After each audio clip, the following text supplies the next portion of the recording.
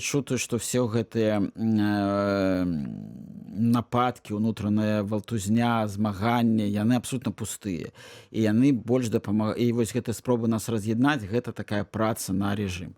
Яна нават ускосна, яна дапамагае менавіта нашаму аслабленню і аслабленню тых галасоў, якія выступаюць за дэмакратычную Беларусі. Самае галоўнае то, што гэта таксама губляе даверы ў міжнароднай супольнасці да беларускіх інстытуцыяў і да нашай здольнасці быць адэкватнымі і быць паспяховымі.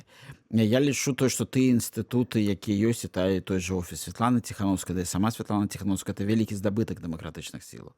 І яго, безумоўна, трэба падтрымліваць і трымаць. Самае галоўнае, трэба зразумець, што насамрэч і тыя, якія выступаюць за свабоду, за, як сказала Марыя Калеснікова ў апошнім там інтэрв'ю, што яна не выступала супраць Лукашэнкі, выступала за годнасць людзей, за свабоду, і тыя, хто выступалі і выступаюць супраць Лукашэнкі, выступаюць насамрэч за адно і тое ж. Таму што для рэжыма мы все аднолькава небяспечны.